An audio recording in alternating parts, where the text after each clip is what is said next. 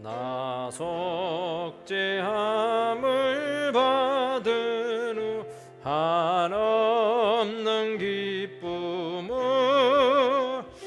다 헤아릴 수 없어서 늘 찬송합니다. 나 속죄받은 후 나 속죄받은 후 주를 찬미하겠네. 나 속죄받은 후 주의 이름 찬미하겠네. 나 속죄함을 받은 후 내 마음이 새로워 주 뜻을 준행하면서 제 길을 버리네. 나 속죄받은 후 나 속죄받은 후 주를 찬미하겠네. 나 속죄받은 후 주의 이름 찬미하겠네. 나 속죄함을 받은 후 성령이 오셔서 하나님 자녀 된 것을 곧 증언합니다. 나 속죄받은 후 나 속죄받은 후 주를 찬미하겠네. 나 속죄받은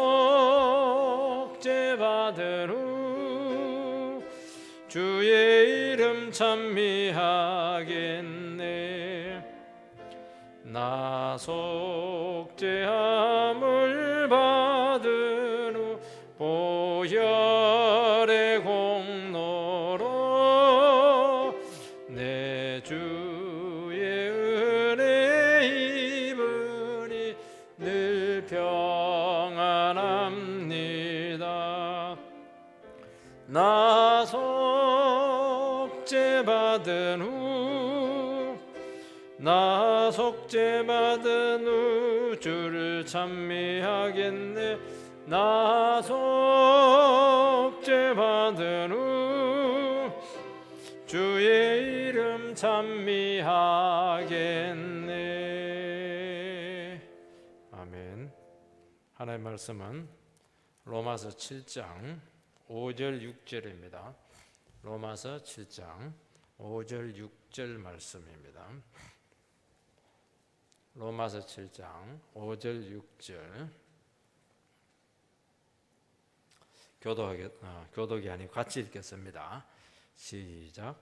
우리가 육신에 있을 때에는 율법으로 말미암는 죄의 정욕이 우리 주체 중에 역사하여 우리로 사망을 위하여 열매를 맺게 하였더니 이제는 우리가 얽매였던 것에 대하여 죽었으므로 율법에서 벗어났으니 이러므로 우리가 영의 새로운 것으로 섬길 것이요 율법 조문에 묵은 것으로 아니할지니라.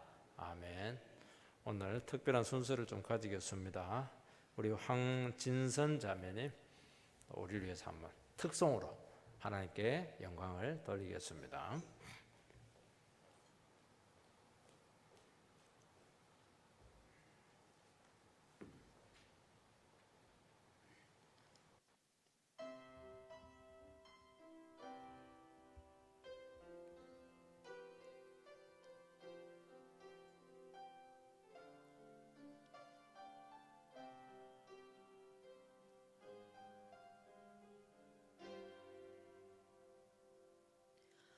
목적도 없이 나는 방황했네. 소망도 없이 살았네. 그때에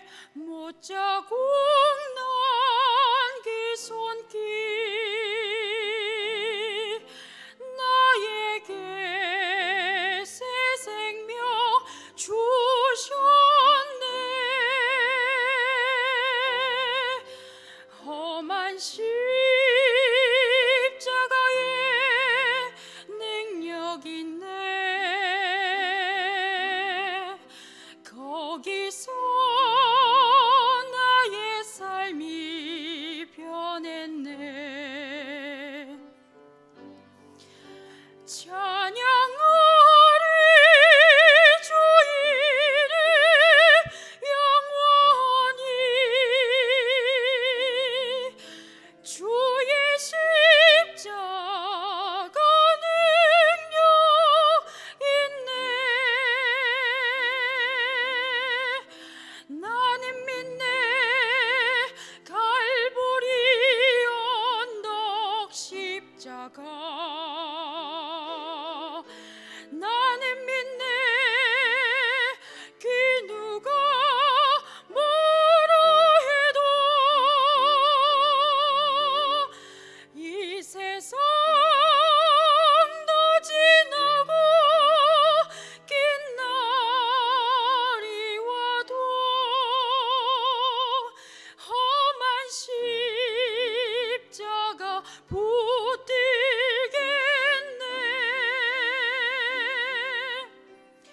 나는 믿네.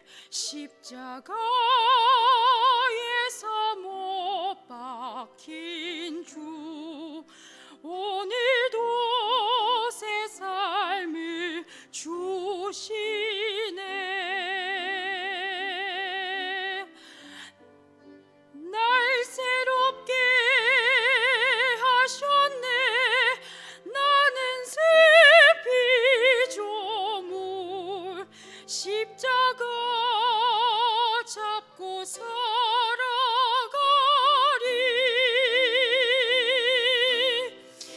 나는 믿네. 갈보리 언덕 십자가 나는 믿네. 그 누가 뭐라 해도 이 세상도 지나고 긴 날이 와도 험한 십자가 붙들겠네.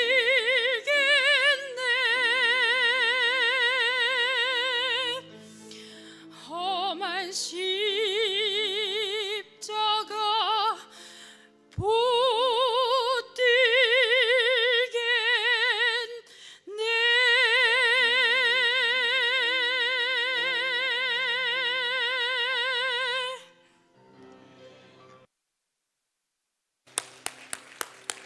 아유, 감사합니다. 우리 교회 와가지고 찬양대 성가대 지휘해 줬으면 참 좋겠다, 그런 생각이 좀 듭니다. 기도 좀 많이 해보시기 바랍니다. 오늘은 옛 삶과 새로운 삶입니다. 크리스찬들은 두 종류의 삶을 겪게 됩니다. 신데렐라에 보면 왕자님 만나기 전하고 왕자님 만나고 난 후가 완전히 다르지 않습니까? 우리는 그걸 능가합니다. 새신랑 대신 예수님 만나면 신데렐라 그 구박 그 이상 완전히 인생이 달라지는 겁니다. 주님을 만나기 전에는 우리는 뭐 제 가운데서 살아갑니다. 주님을 만나고 난 후는 죄에서 완전히 벗어나서 새신랑 되신 예수님하고 막 사랑하고 막 기뻐하고 감격하고 감사하고 정말 너무 엄청나게 놀랍게 살아갑니다. 아마 비행기를 타보신 분들은 알 겁니다. 밑에 막 폭풍이 치고 비바람이 불고 그렇게 해도 유럽을 간다든지 멀리 가면 비행기가 뜹니다. 왜냐하면 딱 성층권 올라가면 완전히 별천지입니다. 밑에는 뭐 천둥 번개 이렇게 할지 모르게 비가 오지만은 올라가면은 구름이 밑에 있고 그렇게 맑을 수가 없고 고요하고 밝고 환하고 그 딱 차이인데 그렇게 달라지는 겁니다. 마찬가지 우리가 새신랑 대신 예수님 만나면 인생이 그렇게 완전히 우리가 달라진다는 겁니다. 우리가 지난주에 뭘 배웠냐 하니까 우리 예수 믿는 사람들은 완전한 자유를 얻게 되었다는 겁니다. 그전에서는 율법에서 또 제 가운데서 막 신음하던 죄의 종이었는데 율법의 종이었는데 우리를 구박하고 괴롭혔던 그 남편 율법 죄, 과거의 남편이 그냥 죽었습니다. 그래서 이제는 완전히 과거 남편 정리하고 새 남편을 만나게 되었다. 그래서 새 신랑 되신 예수님과 결혼을 하게 되었다. 그래서 그분하고 이제 하나가 돼서 한 멋진 결혼 생활을 한다. 그 말씀을 했습니다. 근데 오늘 그걸로 끝나면 될 텐데 거기서 한 단계 더 나가는 겁니다. 그럼 우리 새 신랑 만난 걸로 끝나냐? 여러분 결혼하면 끝나는 겁니까? 어떻게 결혼보다 더 힘든 게 뭐냐? 결혼 생활을 잘 해야 됩니다. 노력을 많이 해야 됩니다. 왜냐하면 결혼했는데 또 과거 애인 자꾸 사진 꺼내버리면 굉장히 위기가 오는 겁니다. 마찬가지예요. 이제 예수님과 결혼했으면 예수님하고 어떻게 하든지 잘 붙어가지고 더 멋진 삶을 살아가야 된다. 그렇게 하지 않으면 과거 죽었던 남편이 살아와가지고 막 또 옛날 우리 죄짓자고 그렇게 할 가능성이 많기 때문에 그렇게 하는 겁니다. 그래서 두 사람 죽으라고 사랑하면 이제 모든 과거의 그런 잔재들, 기억도 없이 다 사라지게 된다 하는 것입니다. 그래서 우리가 오해는 믿음 생활을 하는데도 불구하고 우리 지금 예수님 만나서 영혼의 자유 찾고 예배의 자유 찾았는데 옛날 그 죄짓던 그 습관들, 옛날 그 신랑과 함께 그 죄짓던 이런 것들이 남아가지고 영혼의 자유를 다 잃어버리고 있다 하는 것을 알 수가 있습니다. 신앙생활 해도 억지로 하고요. 그냥 예배를 하면 또 억지로 오고 이게 신랑 만나러 오는데 어떻게 억지로 올 수가 있겠습니까? 막 춤을 추면서 와야죠. 이게 우리 정상적인 모습인데 이 모습이 지금 있느냐 하는 것을 지금 오늘 말씀 가운데서 우리를 하여금 도전하고 있는 것입니다. 첫 번째는 육신 속에 살아가는 옛 삶이 어떠했는가 하는 것을 다시 한번 되짚어 보고 있습니다. 오늘 5절 6절 말씀을 읽었는데요. 여기는 보면 이제 두 종류의 삶이 대조가 되고 있습니다. 우리의 신앙의 삶은 구분되죠. 옛 시대와 새 시대, 회심하기 전과 회심한 후, 예수님을 만나기 전과 예수님을 만난 후 똑같은 말입니다. 5절에 보면은 우리가 예수님을 만나기 전에 아주 무시무시한 사인방이 나타납니다. 육신, 율법, 죄정욕, 사망. 이게 우리가 예수 만나기 전에 우리를 지배했던 아주 무시무시한 권력자들이죠. 6절에 보면은 이제 새로운 삶이 나옵니다. 6절에서 요지는 뭐냐? 우리가 과거 율법의 종로로 타던 데서 벗어나서 성령의 능력으로 살아간다 하는 그 새로운 삶인 것입니다. 이제는 무서운 죄의 종으로 살아가지 않고 하나님을 섬기는, 주님을 남편으로 섬기는 그런 삶을 살아간다는 겁니다. 5절 말씀을 읽어보면 우리가 육신에 있을 때에는 율법으로 말미암는 죄의 정욕이 우리 지체 중에 역사하여 우리로 사망을 위하여 열매를 맺게 하였더니, 이 삶을 말씀하고 있습니다. 여기서 아주 중요한 말이 두 가지인데, 육신에 있을 때, 율법 아래에 있을 때 똑같은 말입니다. 육신에 있다 하는 말은 이제 헬라어로 사르크스 이런 의미를 가지고 있는데, 우리 인간의 몸과 육체를 말씀하지 않습니다. 기독교는 인간의 몸을 악하다, 문제가 있다 그렇게 하지 않습니다. 이 헬라 사람들은 몸을 좀 천시했습니다. 그래서 몸은 영혼의 감옥이기 때문에 몸을 자꾸 구박을 해야 영혼이 자유로워진다, 그런 식으로 아주 악하게 취급을 합니다. 정신은 선한데 몸은 악하다, 그런 사상을 가지고 있었습니다. 근데 기독교는 절대 그렇지 않습니다. 몸이 대단히 중요합니다. 아무리 정신이 맑아도 결국에는 몸으로 아름답게 표현이 되어야 그게 진짜 신앙이다 하는 것이죠. 머릿속으로 아무리 생각해도 안 됩니다. 우리 온몸을 통해서 주님을 영화롭게 할 수 있을 때 제대로 된 신앙이다 하는 것을 알 수가 있습니다. 그래서 몸은 너무 귀한 선물이고 몸을 참 아름답게 꾸며야 됩니다. 그래서 막 문신을 한다든지 막 술을 퍼마셔 가지고 담배를 막 집어넣어 가지고 몸을 더럽히는 것은 이것은 옳지 않은 겁니다. 육신은 뭐냐? 우리가 예수를 알기 전, 예수를 만나기 전에 우리의 삶의 상태를 이야기하는 겁니다. 우리는 예수를 만나기 전에 제 아래서 신음하던 종로로 타던 그런 사람들이었습니다. 여러분, 육신이라고 할 때 제일 먼저 생각하는 게 뭐냐니까, 육신이라고 하는 것은 한계가 있는 거예요. 한계. 우리 베드로전서 1장에 보면은 모든 육체는 풀과 같다. 그래서 결국에는 시들게 된다. 하나님 말씀은 영원하다. 이제 그런 말씀이 나오는 겁니다. 그러니까 우리가 육신 하나에 있을 때는 영원하고 절대적인 가치를 가지고 있는 것이 없습니다. 모든 것이 한계에 지어져 있다는 것을 말씀하는 것입니다. 한계에 지어져 있다고 하는 것은 뭐냐니까 불과 같은 인생이에요. 한때 반짝했다가 사라지는 겁니다. 내 힘으로 살다가 힘 떨어지면 끝나는 겁니다. 내가 노력하다가 안 되면 끝나는 겁니다.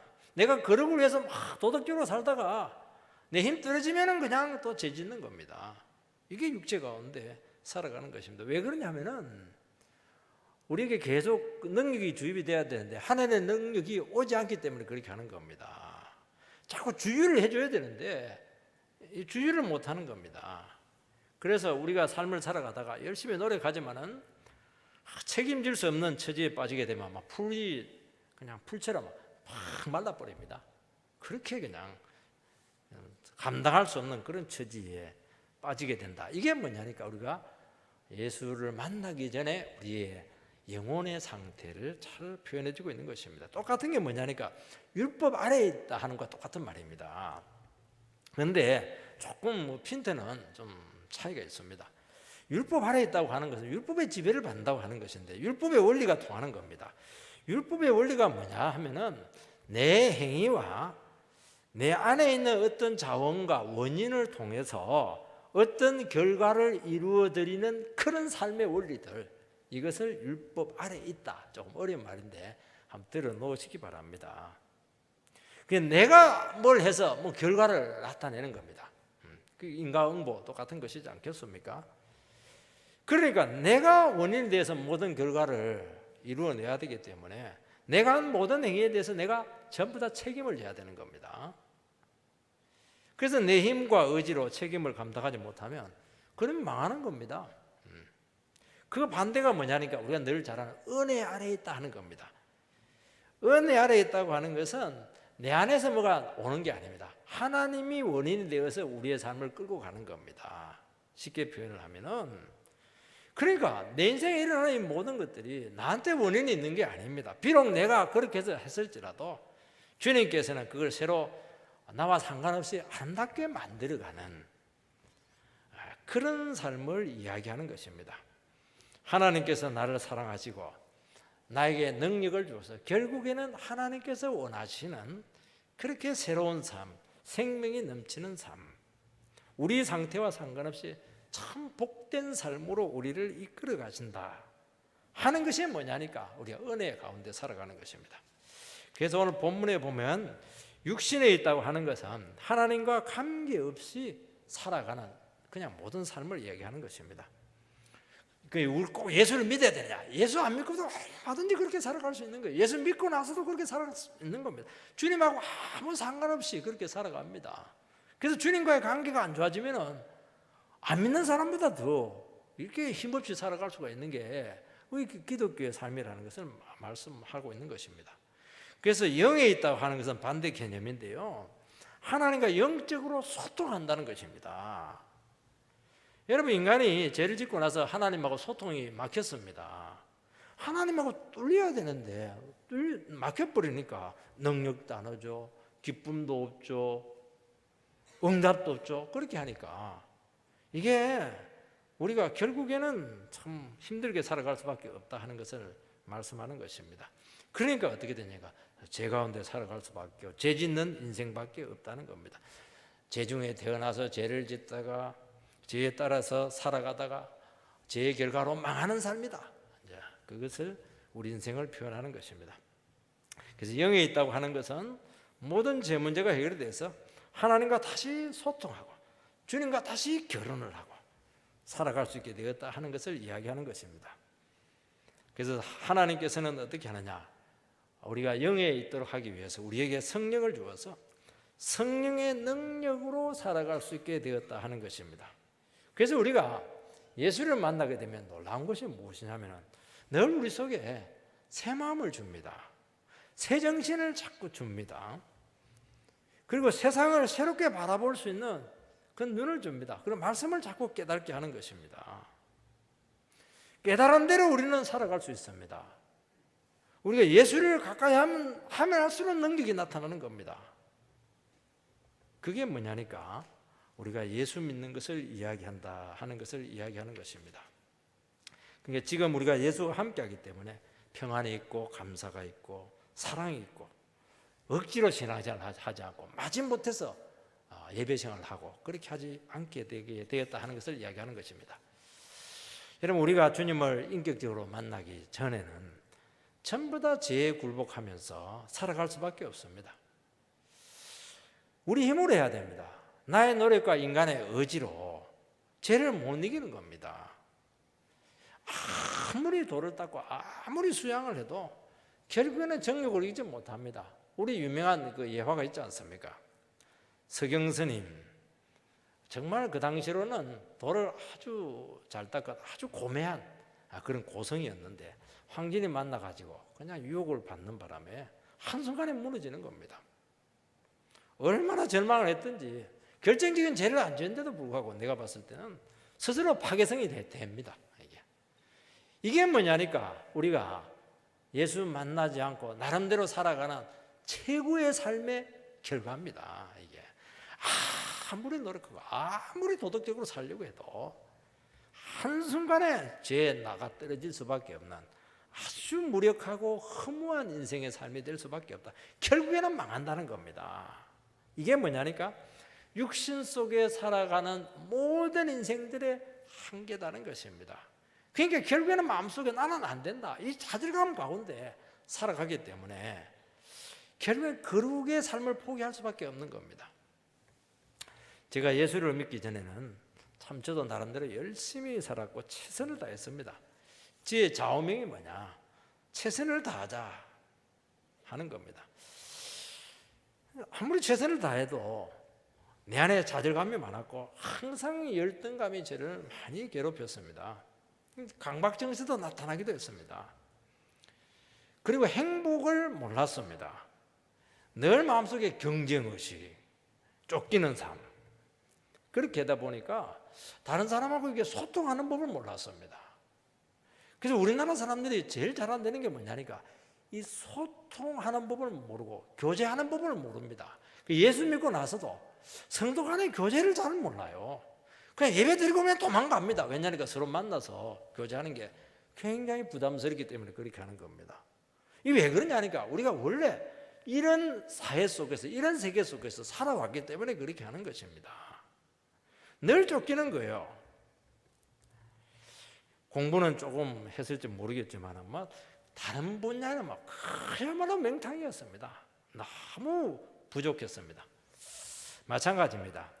우리가 예수 없이 살아가는 인생은 똑같습니다. 늘 아쉽고 늘 부족하고 늘 상처받는 바람에 마음속에 엉어리가 맺힐 수밖에 없습니다. 늘 허기져 있습니다. 만족 모릅니다. 만족.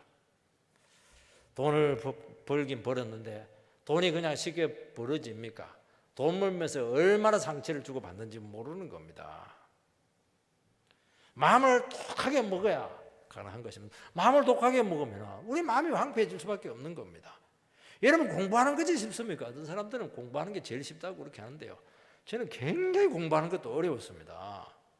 막 머리 쥐어 뜯어가면서요. 막 분노해가면서 내가 저놈보다는 이겨야지 이렇게 하면서 코를 납작하게 만들어줘야지 그렇게 하면서 그렇게 해서 열심히 공부해가지고 의사도 되고 사자도 붙이기도 하고 높은 지에 오르긴 했는데 올라가봐야 행복을 몰라요. 그냥 그겁니다. 후유증이 많은 겁니다.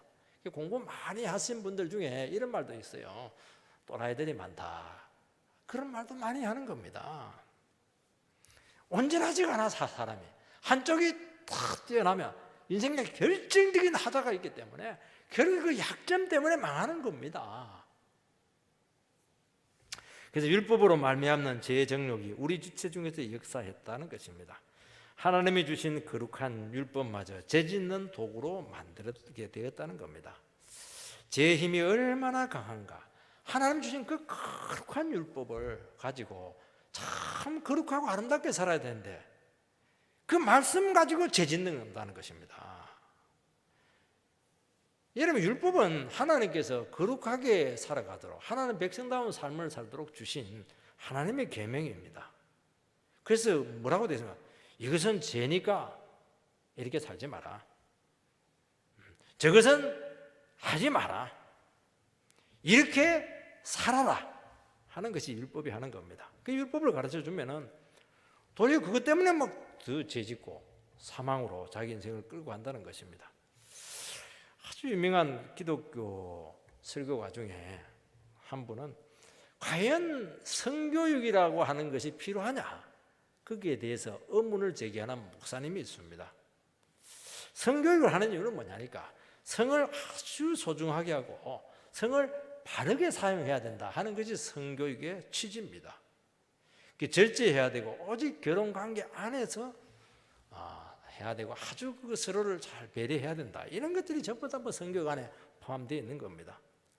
그런데 성교육을 청소년때 이렇게 해주면 어떻게 되느냐, 막 도리어 긍정적인 부분보다는 참고 있던 성에 대한 충격이 막 더 생긴다는 겁니다. 그래서 호기심이 막 더 생겨가지고 더 성에 대한 자극에 노출이 될 수밖에 없다 하는 것을 이 사람의 그 논지였습니다. 써먹고 싶은 거예요. 써먹고 싶은 거예요. 그래서 오늘 성날 그 성 문제가 심각한 것은 성교육의 부재 때문에 그런 것이 아니고 인간 속에 다스릴 수 없는 그 정욕이 있기 때문이라는 것을 말하기 위해서 이런 그 원리를 제시하고 있는 것입니다. 여러분, 인간의 그런 교육의 목적이 뭡니까? 인간을 인간답게 양육하는 겁니다. 인간을 인간답게 양육하기 위해서 가장 필요한 것은 제일 좋은 조건에서, 환경에서 양질의 교육을 시켜야 된다는 겁니다. 그래서 선을 장려하고 악한 것은 자꾸 하지 못하도록 그렇게 가르쳐야 되는 것입니다. 이런 가르침의 전제죠. 이런 가르침이 이루어지기 위해서는 인간 안에 두 가지 면이 있다 하는 것을 설정을 하고 있는 것입니다. 인간 속에는 좋은 면도 있고 나쁜 면이 있는데 좋은 면은 자꾸 살려주고 나쁜 면은 자꾸 죽여야 된다 하는 것입니다. 그러면서 히틀러가 왜 나타났겠는가? 히틀러라고 해서 원래 그 악당 같은 인간이었던가? 아니라는 겁니다. 히틀러도 참 좋은 면이 있고 나쁜 면이 있었다는 겁니다. 히틀러가 정치가 되기 전에는 화가가 되고 싶어 했다는 것이죠. 그 좋은 면을 살려주고 북돋아 줘야 되는데 그렇게 하지 못했다는 겁니다. 그래서 부정적인 환경 속에서 막 유대인들 막 돈 밝히는 그런 환경 속에서 막 거부감을 가지도록 그렇게 했고 그 속에는 안 좋은 그런 부정적인 부분들을 자꾸 살려놓았기 때문에 그냥 전 세계를 그냥 전쟁의 소용돌이로 몰아가는 악당 중에 악당이 되었다는 것입니다. 이 시각은 뭐냐? 인간은 중립적이다 하는 것을 전제를 하고 있는 것입니다. 그러나 오늘 말씀을 보면 성경은 절대로 중립적이다고 말하지 않습니다. 인간은 제 아래서 신음하고 있는 존재입니다. 그래서 하나님의 형상인 이 육체마저도 죄의 도구로 전락을 시킬 수가 있는 것입니다. 그래서 죄의 정욕이 우리 지체 중에 역사한다 그렇게 말합니다. 여러분, 우리의 몸과 영혼 중에서 죄의 도구로 사용되고 있지 않는 것은 없습니다. 우리 생각 전부 다 죄의 도구가 될 수 있는 거예요. 우리의 눈 죄의 도구가 될 수 있는 겁니다. 늘 선하게 보지 않아요. 막 쌍심지를 켜고 보기도 하고요. 안 좋은 거 막 보고 이렇게 하는 겁니다. 여러분, 교육하기에 대해서 나쁜 것은 죽여야 한다 하는 원리에 대해서 나쁜 행실에 대해서는 막 체벌해야 되고 막 때리고 이렇게 해야 된다는 겁니다. 이게 여기서 다 나온 게 이게 나쁜 것은 막 그냥 징계를 해서라도 못하게 해야 된다는 겁니다. 그런데 여러분들이 실제로요, 이게 때려갖고 되는 문제가 아닙니다. 이게 이상하게 때리면 때릴수록 때리면서 쾌감을 느끼는 게 이게. 그래서 체벌을 하는 그 선생님 속에 엉덩이를 때리는데 그냥 이게 삼삼한 거 이게 괴물이 살아나는 겁니다. 맞으면서 또 이상하게 쾌감 있는 겁니다.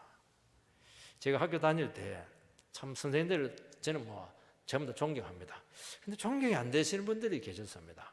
마음에 안 들면 여기서부터 저 끝까지 막 때리고 막 차고 이렇게 가는 선생님을 몇 분을 내가 봤는데 그분을 볼 때마다 정말 사랑해서 때린가 말씀으로는 참 사랑해서 때린다고 하는데 의심이 드는 거예요. 이 때리는 재미를 가지고 하시는 것 같더라고요. 이게 막 즐기는 게 확연하게 느껴지는 겁니다.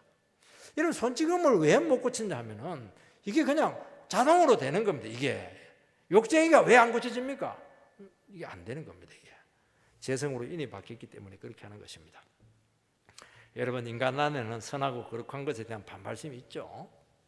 하나님과 영적인 것에 대해서 그냥 거부감을 가지고 있습니다. 우리가 열심히 노력해서 잘 살게 되었습니다. 그렇게 하면 사람들은 참 좋아하고 인정을 합니다.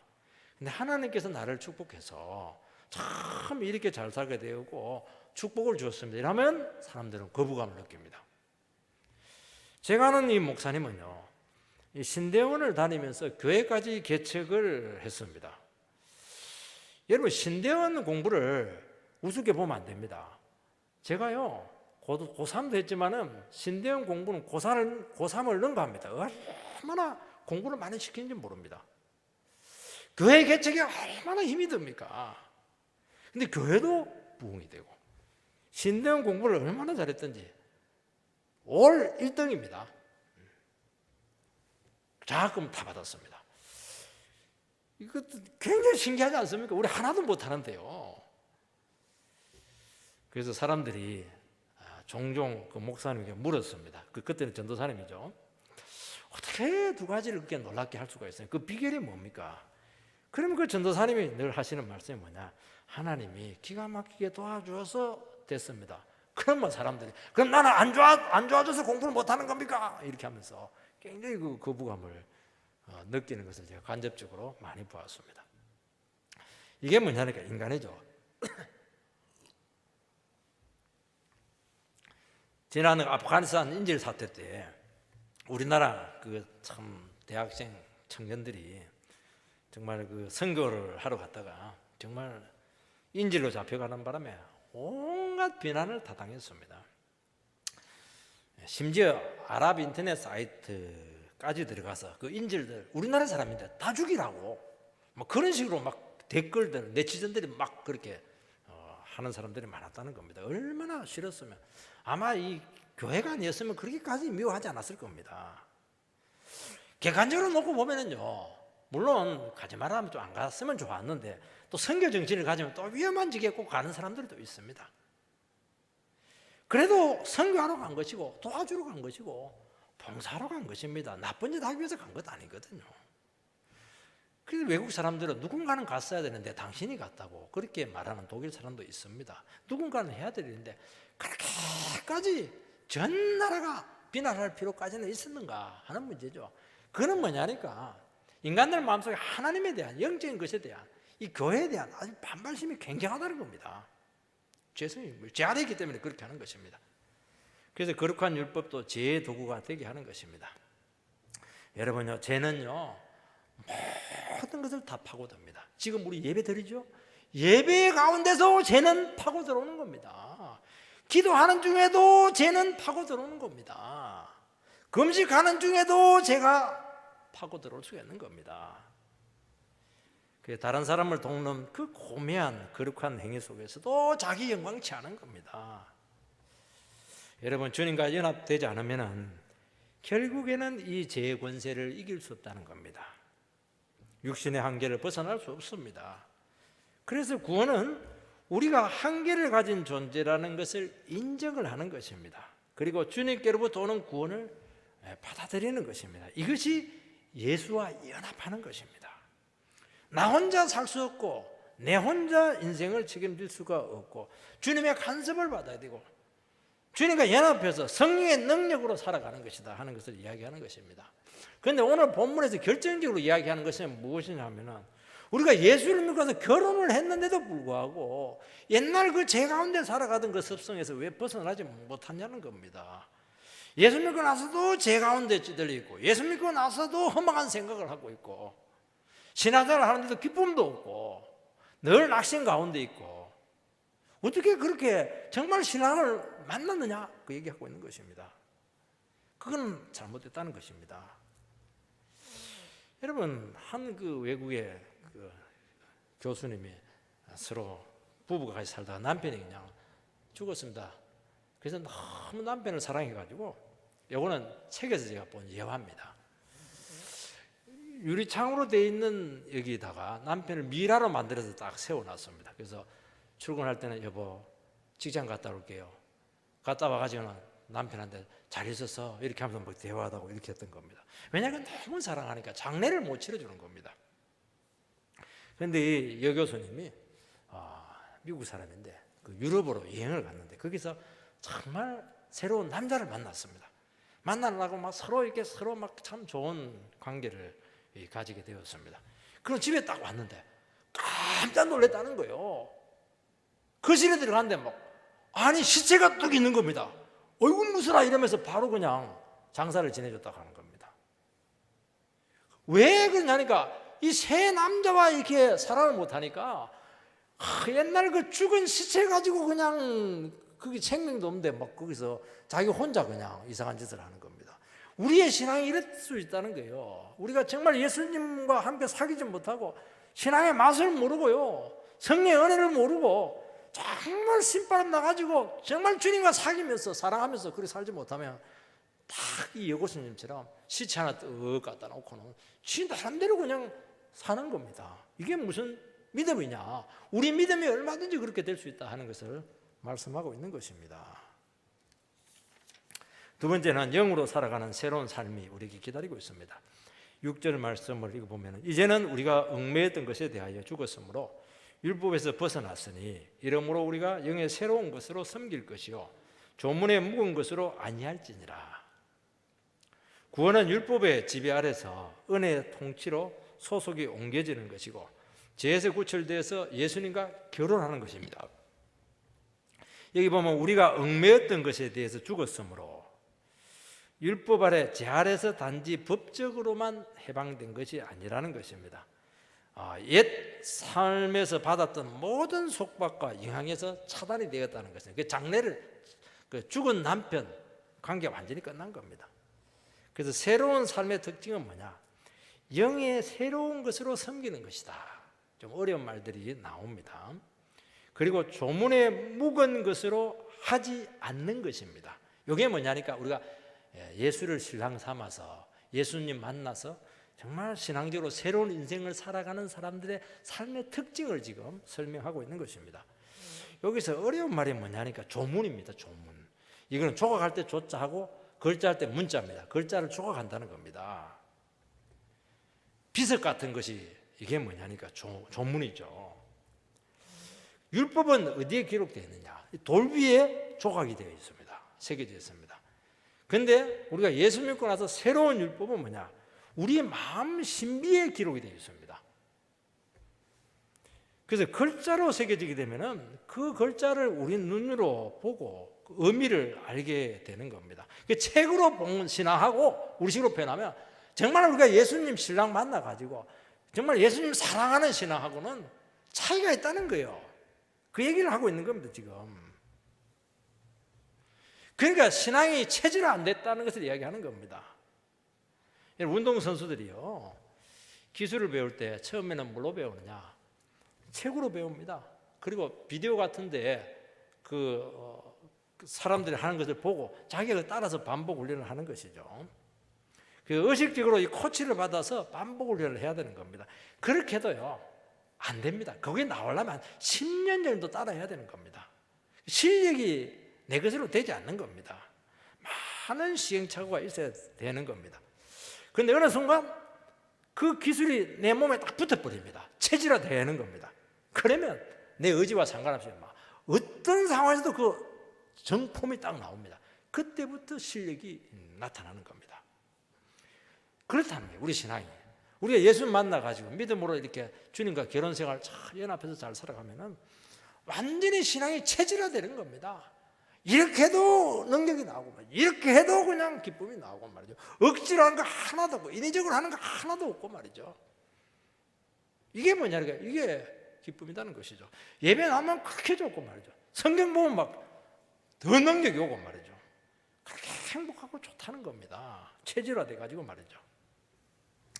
여러분 율법 아래 살아갈 때 우리는 인위적이고 의식적으로 우리는 신앙생활을 합니다. 의지와 노력으로 우리는 살아갑니다. 그러나 예수 믿고 성령이 오면은 노력과 의지보다는 우리 안에 뭔가 새로운 역사가 일어나게 됩니다. 마음속에 율법이 새겨지는 겁니다. 마음에 성령이 역사하면은 새로운 정신이 새겨지게 되고 율법 아래 있을 때는 하기 싫지만 하라고 하니까 억지로 순종하지 않았습니까? 은혜 받으니까 막 하고 싶은 마음이 속에서 생기는 겁니다. 속에서 그냥 이렇게 거짓된 것이 싫어지는 겁니다. 자발적으로 순종하는 것입니다. 며칠 전에 저는 아내랑 또 이야기한 적이 있습니다. 분명히 새벽기도 갔다 오면 이렇게 피곤해서 막 자야 되는데 안 자고 막 기도 제목 적고 막 성경 읽고 아니 어떻게 안 자냐고. 요즘 새벽기도 하는 게 너무 좋다는 거예요. 옛날에는 절대로 새벽기도 안 나가고 이랬어요. 많이 안 나갔는데 막 좋다는 거예요. 그냥 무조건 일어나게 된다는 겁니다. 가면 그냥 기도할 게 막 그냥 쏟아진다는 거예요. 이게 저는 아직까지 그까지는 안 되는데 그런 얘기를 하더라고요. 기도했더니 집에 와서 또 자야지 이러니까 이상하게 그냥 안에서 힘이 안 나는 거예요. 잠이 안 나는 거예요. 그냥 이게 뭔가 새 힘을 준다는 겁니다.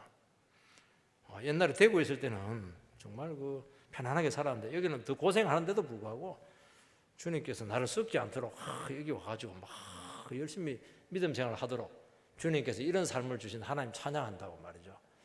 난 불평하는 줄 알았더니 그거 얘기 듣고 제가 얼마나 마음에 안심이 되는지 모릅니다. 어차피 나는 고생하는 건데 우리 집사람까지 고생시키는가 그게 제일 마음속에 좀 걸렸는데 너무 감사하다는 것입니다. 이게 왜 왔습니까?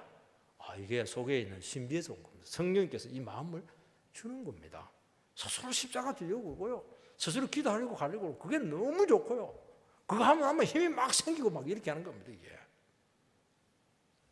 영의 새로운 것이죠. 얘는 먹으로 기록된 것은 눈을 통해서 머리로 깨달아야 됩니다. 우리 마음에 새겨지려면 수술을 받아야 됩니다. 우리가 한 번 죽어서 새롭게 태어나야 됩니다. 이런 머리로 깨달아서 신앙생활 하면 안 됩니다. 이건 우리 수준이에요. 수준을 벗어나지 못합니다. 눈으로 보는 것은 완전하지도 않습니다. 자기가 보고 싶은 것만 볼 수밖에 없고 겉으로 봐서 또 잘못 볼 수 있는 것이 너무 많습니다. 그래서 주님께서는 그렇게 하지 않습니다. 우리 마음속에 성령으로 우리 인격으로 완전히 개조를 시키는 것입니다. 여러분 사람은 말을 하고 간섭을 하고 설득을 한다고 해서 바뀌지 않습니다.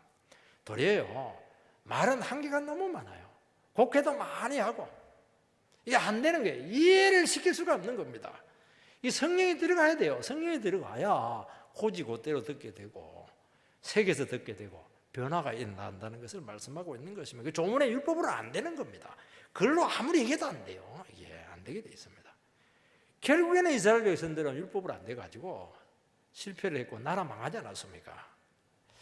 그래서 우리가 믿음 생활은 어떻게 해야 되느냐? 우리 마음이 바뀌어야 되고 우리 성향이 바뀌어야 되는 겁니다. 마음이 바뀌고 순종하는 자세로 바뀌어야 되는 겁니다. 그래서요 신앙에서 제일 중요한 것은 이걸 했네 안 했니? 행동을 했네 안 했니? 그게 아니에요. 내 마음이 지금 어느 쪽을 향하고 있는가? 이 방향성의 문제입니다. 여러분 마음의 변화는 곧 방향의 문제입니다. 예를 들어 가지고요 지금 우리가 가야 될 곳이 지금 서울입니다. 근데 수원에 있는 사람이 부산행 기차를 탔어야 되겠습니까? 대구에 있는 사람이 서울행 기차를 탄 그 두 사람 중에 누가 더 제대로 된 겁니까?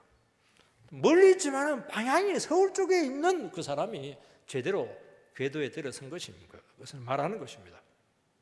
겉으로 막 아무리 행실이 어떻고 종교 행위가 막 거창하고 이렇게 해도 그 사람 마음 방향이 지금 중요한 겁니다. 딴 것을 향해서는 안 되는 겁니다.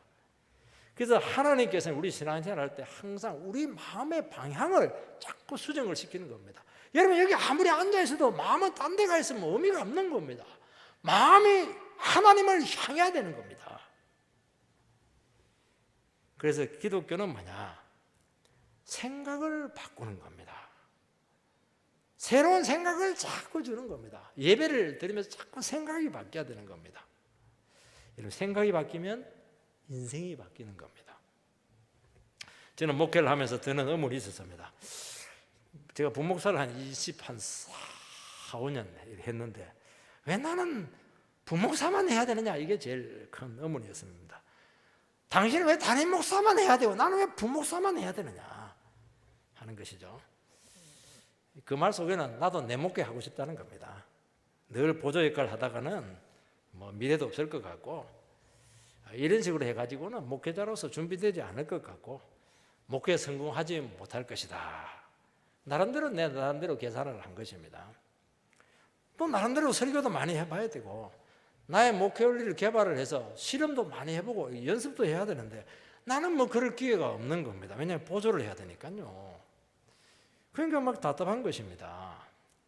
그런데 주님은 나를 답답하게 하고 힘들게 이렇게 한다고 생각을 했는데 그때마다 어떻게 했냐니까 나는 자꾸 생각을 바꿨어요. 생각을 어떻게 하든지 생각 안 바꾸면 생각하면 나가야 되는 거예요.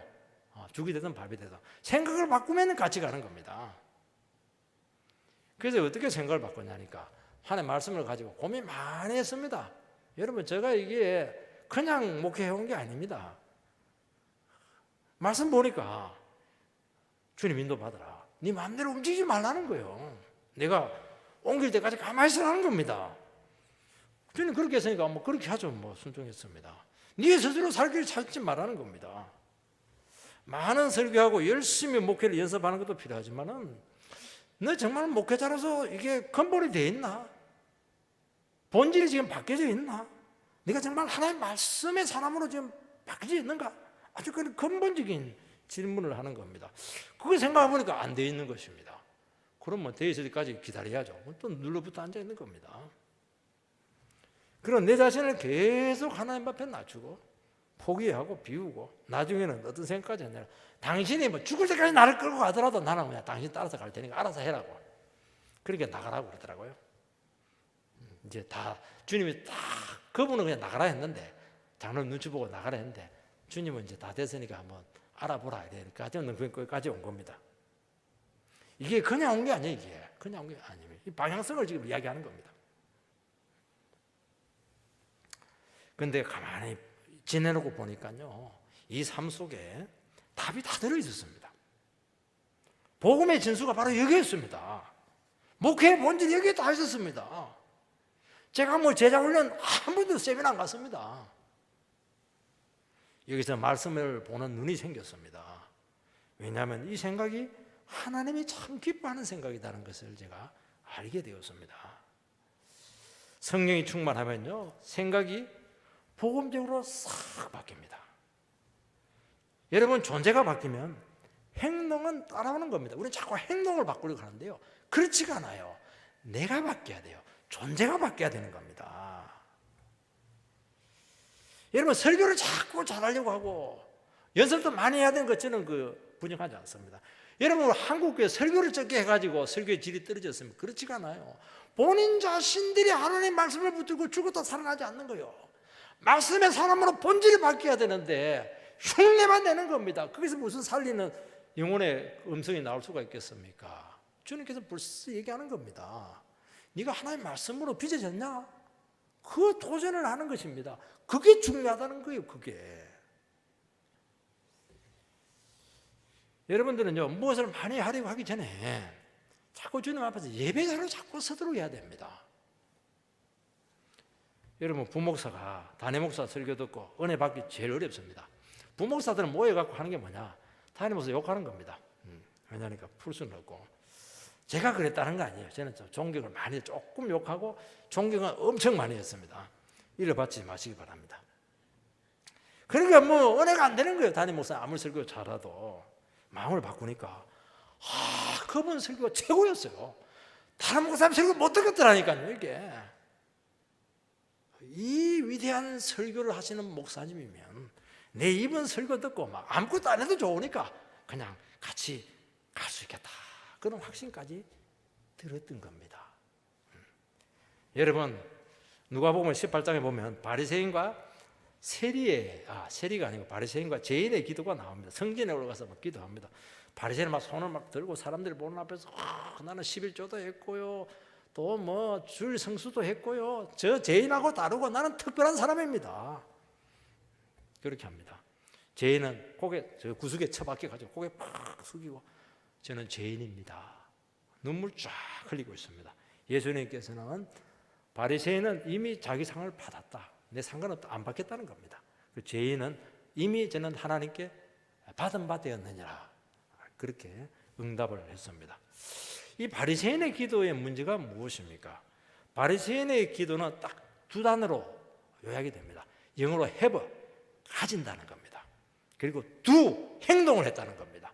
나는 11조도 행동했고 예배도 행동을 했고 그리고 막 이것도 가졌고 저것도 가졌고, 이게 뭐냐니까 바리새인의 기도의 특징이었습니다. 그리고 나는 이런 행동을 많이 했고 많은 것을, 영적인 것을, 신앙적인 것을 많이 가졌기 때문에 못 가진 저 죄인하고는 질이 다릅니다. 판단하는 겁니다. 행위에 초점이 맞춰지는 것입니다. 죄인은 기도할 때 비동사 I am sinner, 나는 죄인입니다. 여러분, 비동사는요 존재 의미를 가지고 있는 겁니다. 나는 하나님 앞에 보니까 그야말로 지옥 갈 죄인입니다. 고개를 쳐들 수 없는 죄인입니다. 이 존재 문제거든요, 이것은. 그러니까 다른 사람의 눈에 들어오지가 않는 겁니다. 하나님 앞에 서니까 막 하나님 앞에서 허물밖에 없는 것입니다. 여러분, 우리의 존재가 바뀌고 생각과 마음을 바꿀 수 있는 방법은 딱 하나밖에 없습니다. 다른 사람 보면 안 돼요. 자기도 보면 안 됩니다. 하나님 앞에 벌거벗은 모습으로 그분 앞에 내 자신을 그대로 펼쳐 놓을 수가 있어야 되는 것입니다. 나를 비춰봐야 되는 겁니다. 그러면 죄인이고 은혜가 얼마나 필요한 존재인가 하는 것을 알게 되고, 그러니까 기도가 깊어지는 겁니다. 거기서 진정한 변화가 나오는 겁니다.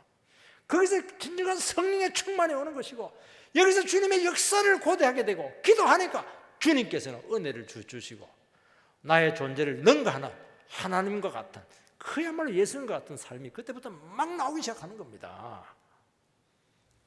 그때 하나님께서는 그 기도를 받으시고 그를 새롭게 변화시키시고 그 인생을 참으로 복되게 하신다는 것입니다.